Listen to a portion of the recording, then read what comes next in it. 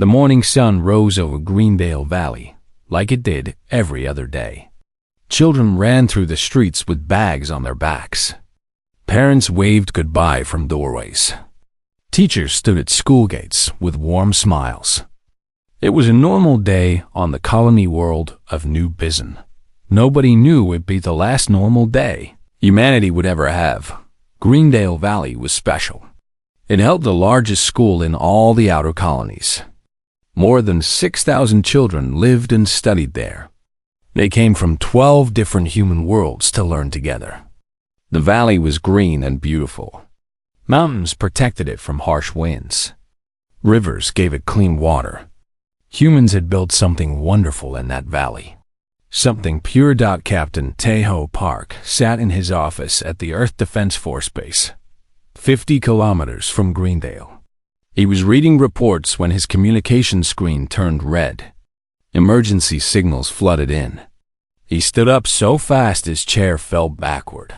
The signals came from Greendale Valley. Tejo ran to the command center. Soldiers were already gathering around the main screen. What they saw made their blood turn cold. VEL, warships, hung in the sky above Greendale. The Velar were an ancient race. They had ruled 300 star systems for 12,000 years. Their bodies were tall and covered in crystal-like shells. They looked down on humans like insects. For 50 years, humans and Velar had lived in uncomfortable peace. The Velar tolerated humanity. Nothing more, but something had changed. Tejo watched as bright lights fell from the Velar ships. They hit the valley below. Fire spread across the screen. Buildings turned to ash. The green valley became black and red. "Get rescue teams ready," Tejo shouted. His voice cracked. "Get them ready now." But everyone in that room knew the truth. There would be very few people left to rescue. Sergeant Hana Kim was not in the valley when the attack came. She was on the hills above, visiting her sister's family. Her niece, a bright girl of 7 named Yuna, had begged her to come watch the school festival. Hannah had planned to walk down that morning. She never got the chance. Hannah stood on the hillside and watched her world end. She saw the Velar ships appear from nowhere. She saw the fire fall from the sky. She heard the screams carried by the wind. She watched the school, where Yuna was supposed to perform in a dance show, turn into a crater of melted stone. Hana's hands did not shake from fear. They shook from something else. Something cold. Something patient. Something that would not sleep until it was satisfied. She was a sniper instructor. She had trained soldiers to kill enemies from distances most people could not imagine. She had taught them to wait for hours, days, even weeks for the perfect shot. She had taught them that patience was the deadliest weapon. Now she understood why the Velar had attacked because of an insult. A human ambassador had failed to bow correctly during a ceremony. In Velar culture, this was a grave offense. Their ancient laws demanded punishment. They called it cleansing of bloodlines. They chose to cleanse human children. Rescue teams worked for 3 days. They pulled survivors from the rubble. They found children hiding in basements, in pipes, under the bodies of teachers who had died protecting them. Out of more than 6,000 children, only 847 survived. The rest were gone. 5,291 children. Dead. The galaxy watched and waited. Other alien races expected humans to do what weak species always did. They expected apologies. They expected negotiations. They expected humanity to bow even lower and beg for mercy. Earth went silent. For 7 days, no human ship left any port. No human voice spoke on any galactic channel. No human ambassador attended any meeting. The Velar laughed at this. They called it cowardice. They said humans were hiding in shame. They were wrong. On the 8th day, every communication channel in known space received the same message. It came from Earth. It was broadcast in every language, to every species, on every world. The message was simple. You touched our children. Now learn why the universe feared Earth. The Vilar High Regent, a creature named Calith, who had ruled for 200 years, heard the message in his throne room. He laughed so hard his crystal shell rattled. He turned to his advisors and spoke words that would be remembered for centuries. Humans think they can threaten us? They are farmers and teachers. They build schools instead of warships. They are soft. They are weak. They will do nothing. His advisors laughed with him. They had ruled the galaxy for 12,000 years. What could humans possibly do to them? Back on Earth, in a building that had no name on any map, old men and women gathered around a table. They were the leaders of humanity's military. They had hoped this day would never come. They had prayed that humanity's children would never pay the price for galactic politics. But prayers had not saved. Greendale Valley. General Yong-Sik Beak sat at the head of the table. He was 94 years old. His hair was white. His face was lined with age. But his eyes were sharp and cold. He had fought in the last great war on Earth, before humanity reached the stars. He knew what humans were capable of when pushed too far. "Open the archives," he said. His voice was quiet but firm. All of them. The others nodded. They knew what this meant. Forbidden knowledge would be released. Ancient techniques would be taught again. Units that existed only in classified files would be activated. Humanity would not send fleets to fight the Vilar. Fleets could be destroyed. Humanity would not bomb Vilar worlds. Bombs could be stopped. Humanity would send something else. Something the Vilar had never faced.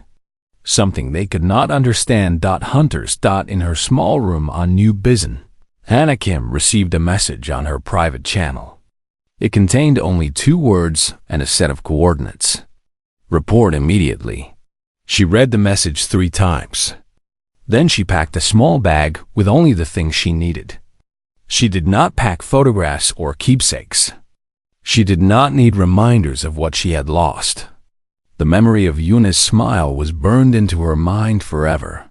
She would carry that memory with her. She would carry it across the stars.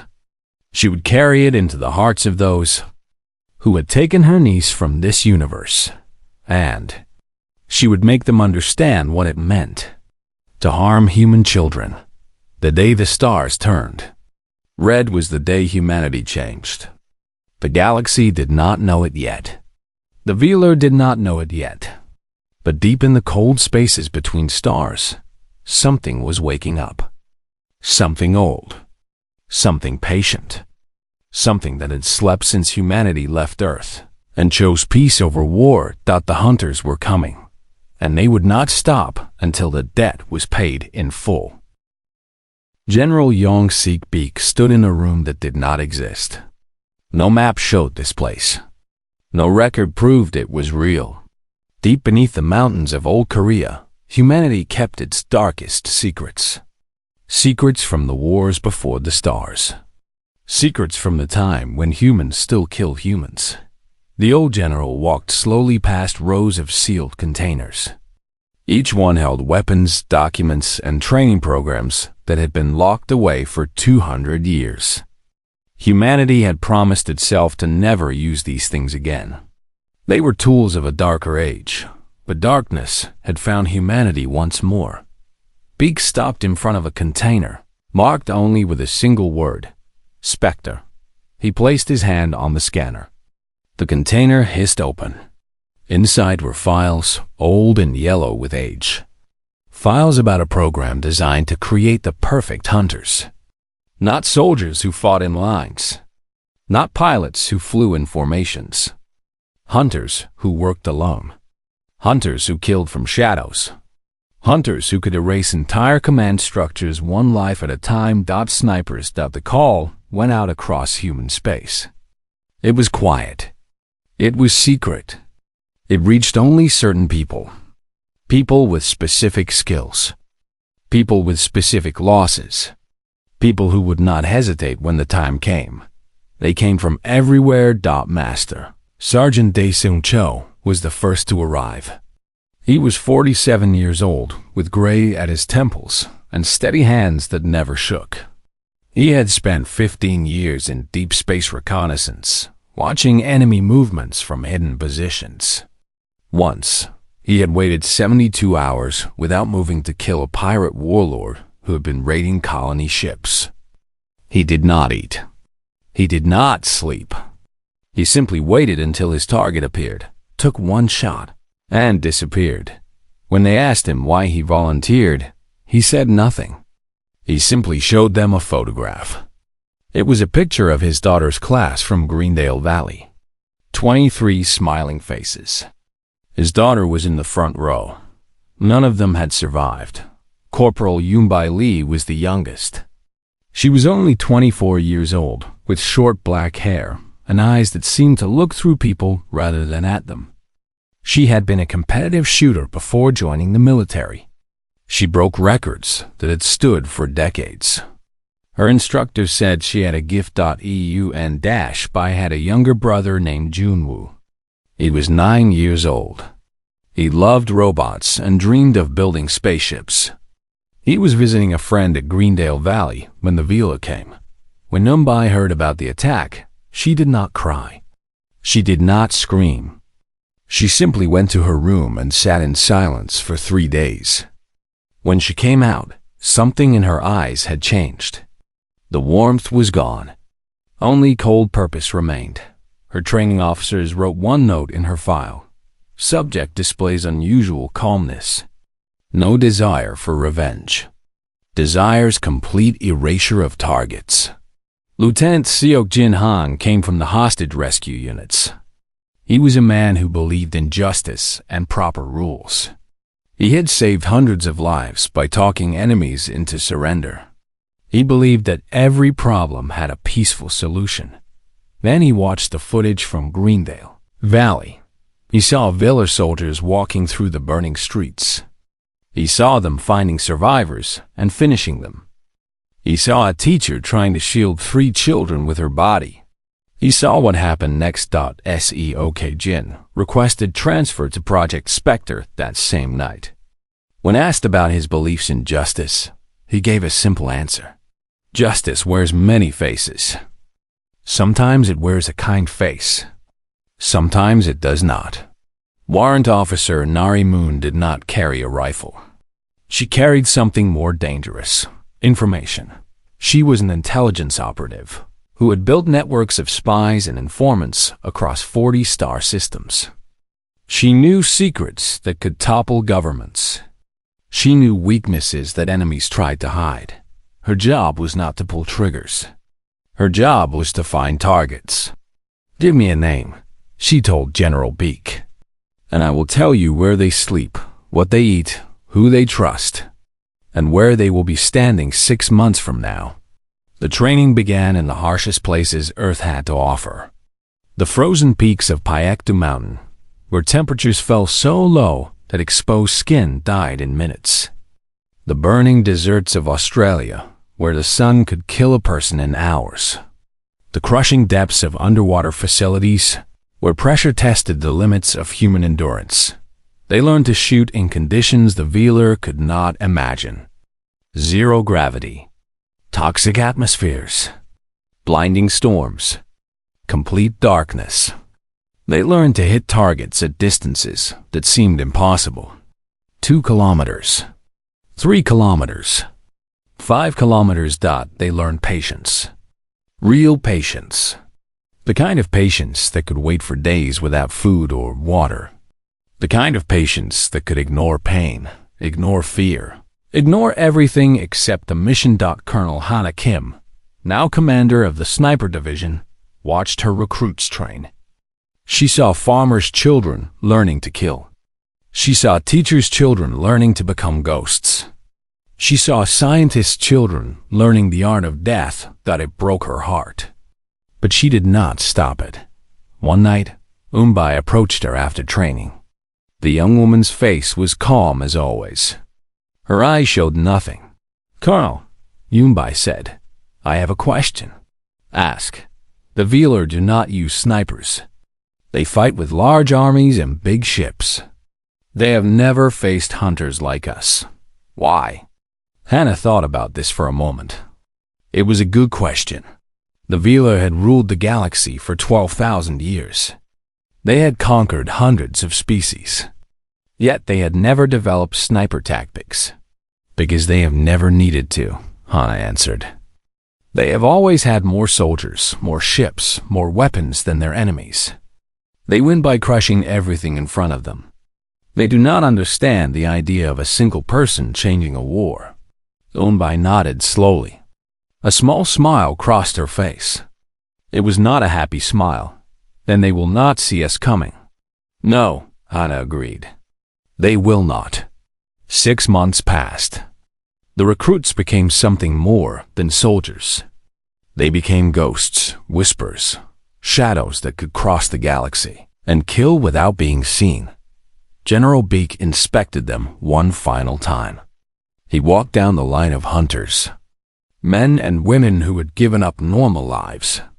Men and women who carried the weight of 5,000 dead children on their shoulders. You are not here for glory, Beak told them. There will be no medals, no parades. No one will ever know your names. You are here for one reason only. He paused and looked at each face.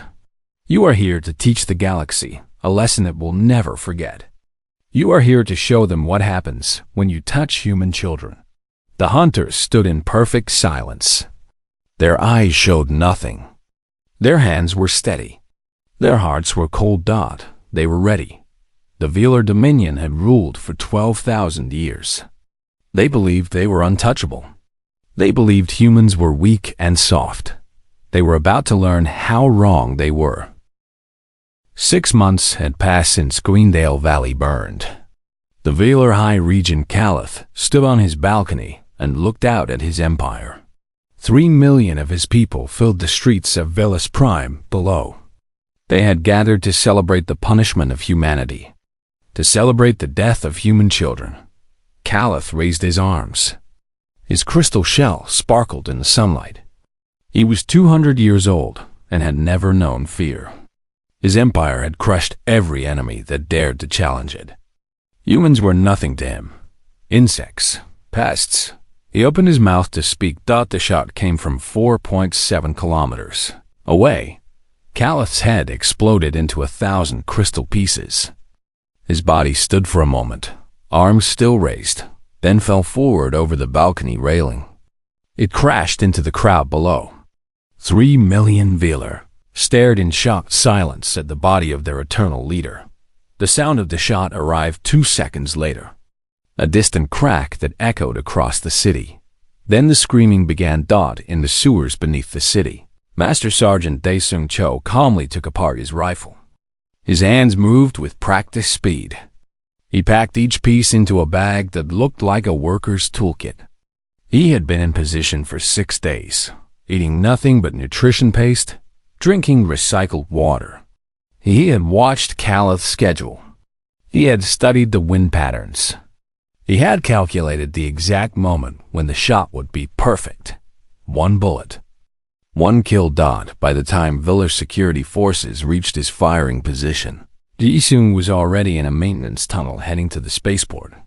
By the time they realized a human was responsible, he was on a cargo ship leaving the system. He sent no message. He made no claims. He simply moved to his next assignment. The Velar Council met in emergency session.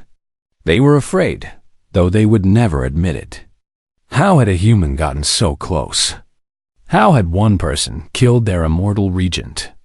They chose a new regent, a general named Vorthek, who had led armies across 100 worlds. He was strong. He was careful. He surrounded himself with guards at all times. He lasted 14 hours. Warrant Officer Nari Moon had done her work well. She knew that Vorthek had a private study in an orbital platform above the planet. She knew he went there alone to think. She knew the maintenance schedule of every ship that passed near that platform. She gave this information. To Lieutenant Seogin Han, Seogin positioned himself on a maintenance drone that passed within 2 kilometers of the platform. He had one window of 3 seconds when his line of sight was clear. He took the shot while the drone was still moving, compensating for speed and distance in his head. The bullet traveled through space in perfect silence. It punched through the platform's window and found Vorthic's chest. The new regent died without knowing what killed him. The third regent lasted 19 hours. The fourth lasted 6. Panic spread through the Villa Dominion like fire. Their leaders were dying, and they could not stop it. They could not even see the enemy. Security forces searched every building, every ship, every shadow. They found nothing. The Veeler began calling the human snipers the Whispers, because death came without warning, without sound, without any sign until a leader fell dead. Corporal Yumbai Lee waited for her first target. She had been patient. She had watched the list of names that intelligence provided. She was waiting for a specific one. Admiral Torvin, the commander who had given the order to fire on Greendale Valley. Narimun found him hiding on his flagship. He never left the ship. He slept in a reinforced room with walls thick enough to stop any bullet. He ate food tested by machines. He trusted no one, but Yumbai did not need to shoot. Through walls. She got herself hired as a cleaning worker on a supply ship. She transferred to the flagship as part of a routine delivery crew. She hid in the ventilation system for 9 days. She had water tablets and nutrition paste. She had a small rifle that could be assembled from parts hidden in cleaning equipment. She waited. On the 9th day, Admiral Torvin made a mistake.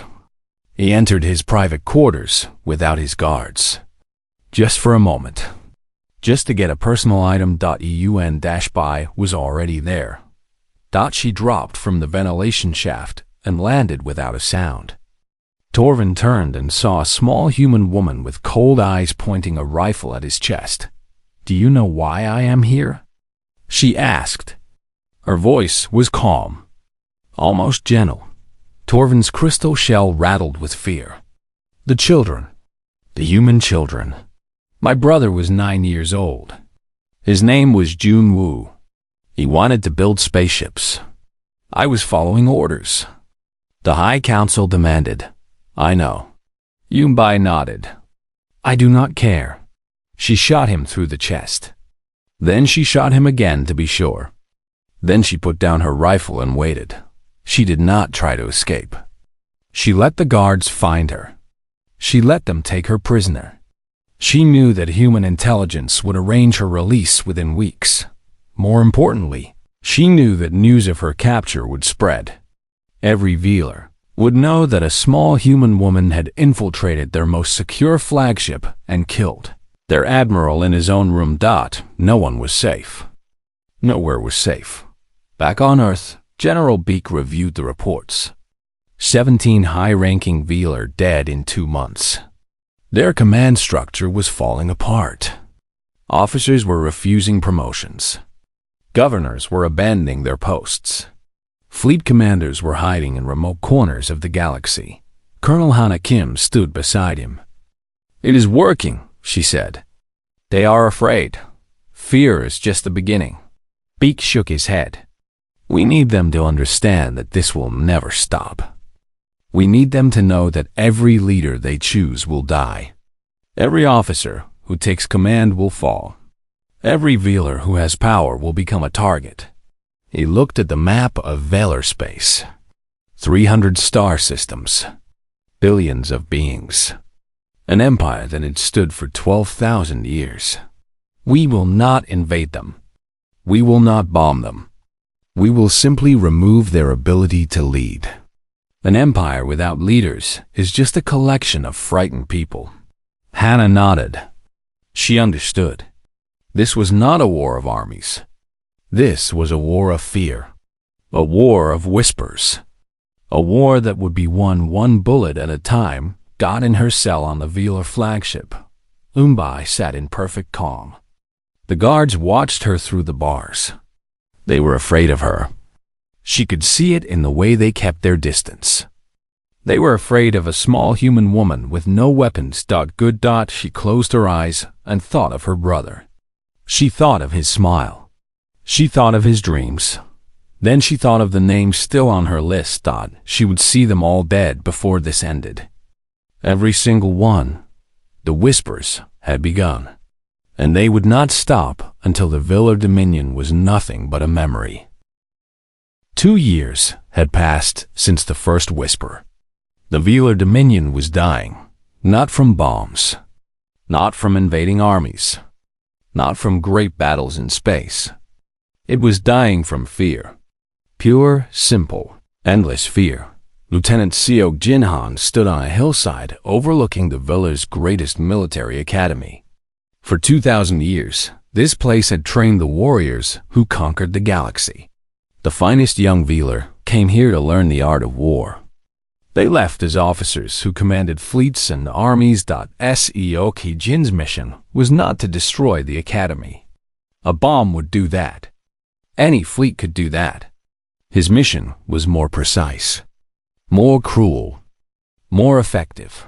He was going to kill every instructor, one by one, night after night. The first night, he shot the academy commander from a kilometer away. The commander was giving a speech about strength and victory. He fell mid-sentence. The second night, he killed the chief weapons instructor.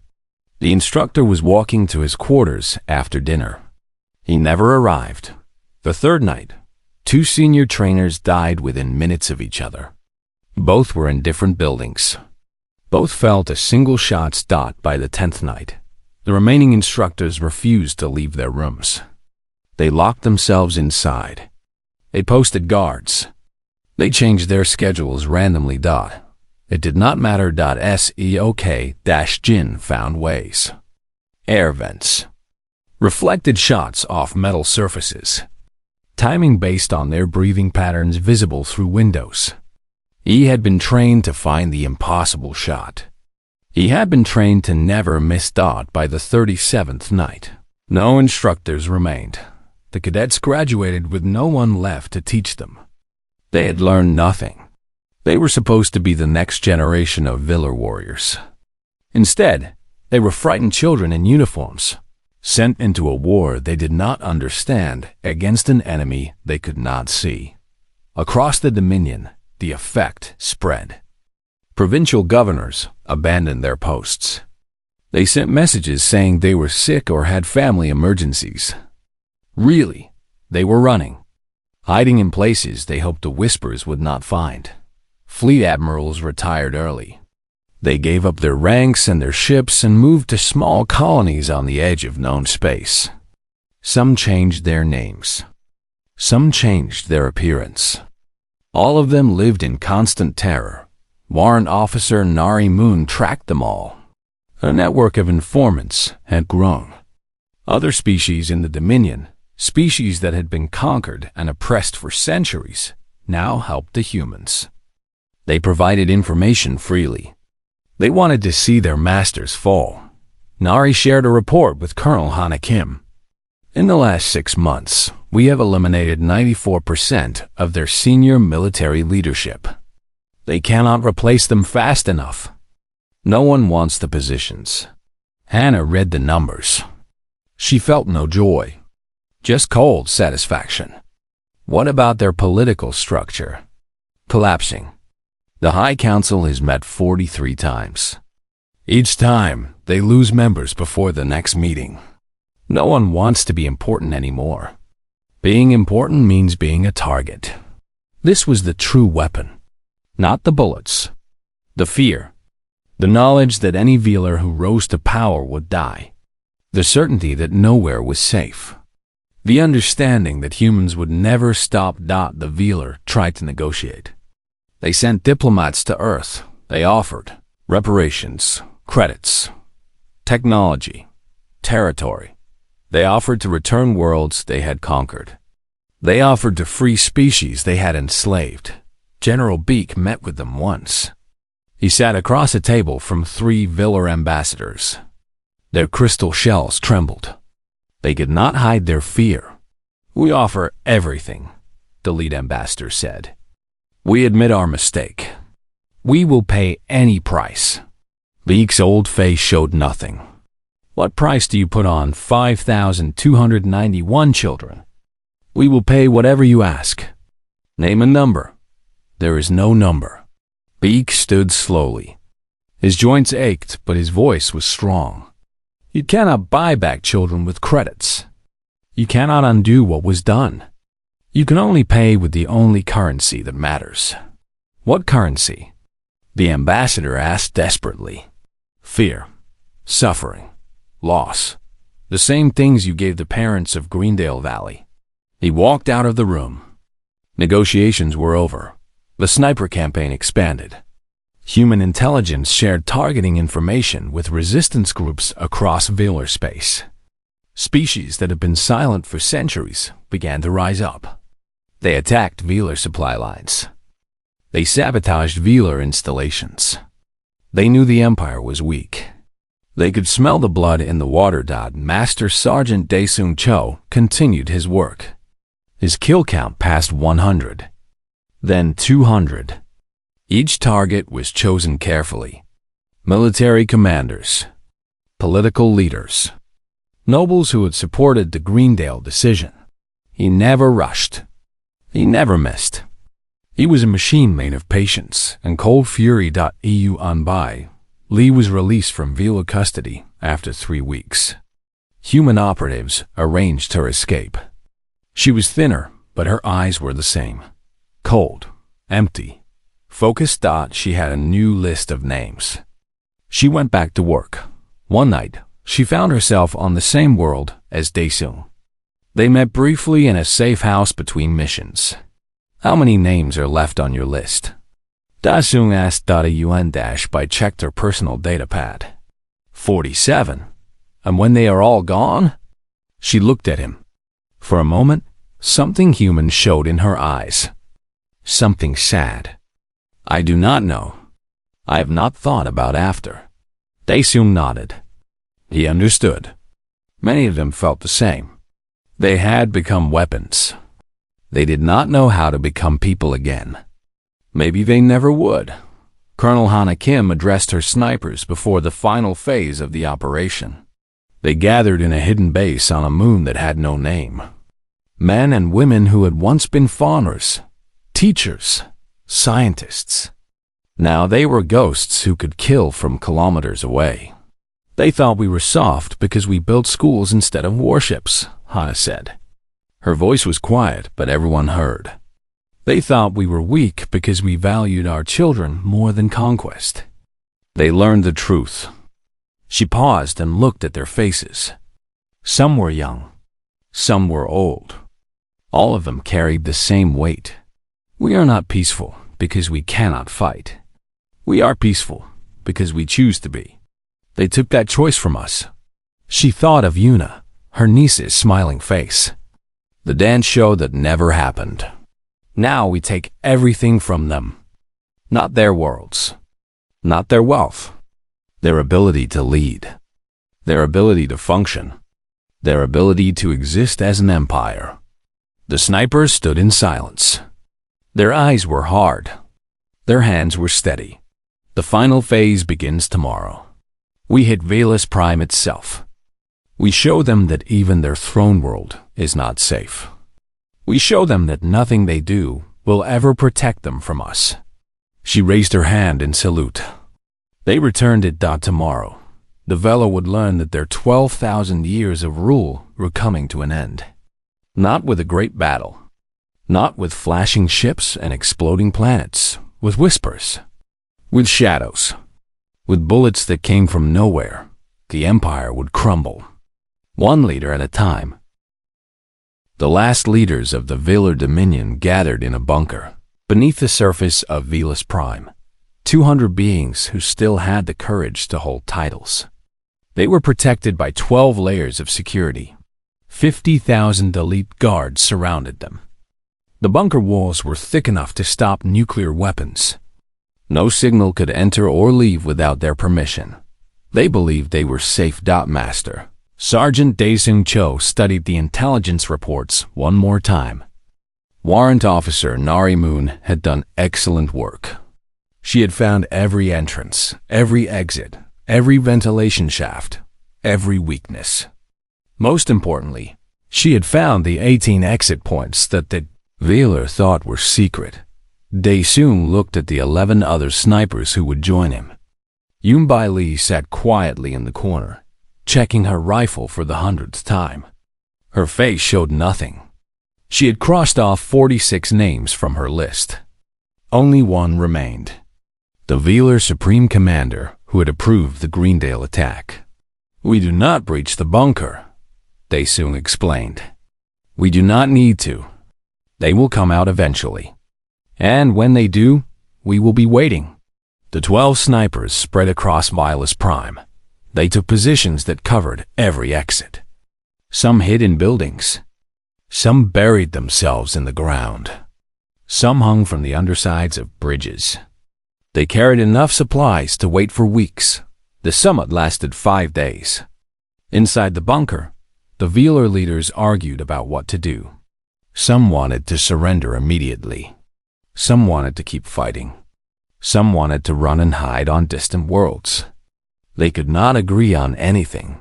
When the summit ended, the leaders emerged believing they were safe. The exits were hidden. The paths were guarded. No enemy could possibly know where they would appear. One by one, they died. The first leader stepped out of a hidden door in a mountain. Dae-Sung shot him from 2 kilometers away. His guards looked around in panic. They could not see where the shot came from. The second leader emerged from an underground tunnel. Yoon-Bai was waiting. She had been buried in the dirt for 3 days, breathing through a small tube. When the leader walked past her position, she rose like a ghost and put a bullet through his back. The third, fourth, and fifth leaders died within seconds of each other. 3 snipers, 3 perfect shots, 3 bodies falling to the ground. The remaining leaders tried to go back inside, but the bunker doors had sealed automatically. The security system had detected the attack and locked everything down. The leaders were trapped outside with nowhere to hide. The killing took 4 hours. Some leaders ran. Some hid. Some begged. It did not matter. The 12 snipers had trained for years for this moment. They did not miss. They did not hesitate. They did not stop. When it was over, all 200 leaders lay dead. The Wheeler Dominion officially surrendered 4 days later. The remaining government, if it could be called that, sent a message to Earth asking for terms. General Beak received the message and smiled for the first time in 4 years. The surrender ceremony took place on a human battleship. The few Vela brave enough to still hold titles came aboard with shaking hands and bowed heads. They signed whatever documents the humans put in front of them. The terms were simple. Full acknowledgement that the Greendale massacre was a crime against innocent children. Permanent dissolution of all Wheeler military forces. Reparations paid to every human family that had lost someone. And one final requirement, a memorial would be built on Vilas Prime. It would contain the names of every child who died at Greendale Valley. It would be maintained by Wheeler citizens forever. They would never be allowed to forget what they had done. 1 year later, the memorial was complete. It stood in the center of the former empire's capital. A simple wall of black stone with 5,291 names carved into its surface. Human names written in human languages on the throne world of the beings who had tried to erase humanity's future. Corporal Yoon-Bai Lee visited the memorial on the day it was dedicated. She walked slowly along the wall, reading names she recognized. Children she had known. Friends of her brother. Young faces she remembered from photographs. She found Jun-Woo's name near the middle of the wall. Jun-Woo Lee, age 9. The letters were carved deep into the stone. They would last for thousands of years. She pressed her fingers against the cold stone. She remembered his smile. She remembered how he used to laugh when he talked about the spaceships he would build someday. She remembered the last time she saw him, waving goodbye as she left for training. She did not cry. The tears had burned away long ago. She had nothing left inside except a hollow space where her heart used to be. "They know now, little brother," she whispered. "The whole galaxy knows." She stood there for a long time. Other humans came and went. Some cried. Some left flowers. Some stood in silence like her. All of them carrying the weight of what had been lost and what had been done. Colonel Hannah Kim found Yuna's name on the wall. She touched the carved letters and closed her eyes. She thought about the dance show that never happened. She thought about all the years of life that had been stolen. Was it worth it? General Beak asked. He had come to the dedication despite his age. He stood beside her, looking at the wall of names. Hannah thought about the question. Was revenge worth the cost? Was 4 years of killing worth the satisfaction of seeing the Volire broken? No, she said finally. Nothing could be worth this. But it was necessary. They needed to learn. The galaxy needed to learn. Beak nodded slowly. He understood. Centuries later, young species entering the galactic community would ask older races for advice. Which species should they avoid making angry? Which species should they never attack? The answer was always the same. Humanity. They are kind. They are curious. They will trade with you, teach you, help you, but never harm their children. Never. When asked why, the elders would share an old Velar saying. It was born from the ashes of their empire, a warning passed down through generations. Humans do not seek revenge. Revenge requires emotion. Humans seek completion, and they are patient enough to wait for it, skilled enough to achieve it, and merciful enough to warn you only once. The Velar Dominion had ruled 300 star systems for 12,000 years. They had conquered hundreds of species. They had built an empire that stretched across the galaxy. Earth snipers erased them in 4 years. The whispers became legend. Stories told in quiet voices on distant worlds. Warnings given to young soldiers before they went to war. A reminder that somewhere in the darkness of space, patient hunters were watching, waiting, ready. Humanity returned to peace. They built new schools. They raised new children. They looked toward the stars with hope instead of fear, but they never forgot. And they made sure the galaxy never forgot either. Some lessons are written in blood. Some warnings are carved in stone. Some debts can only be paid in full. The children of Greendale Valley were remembered forever. And humanity's enemies learned a truth that would echo through the ages. Touch human children, and nothing in the universe will save you from the silence that follows.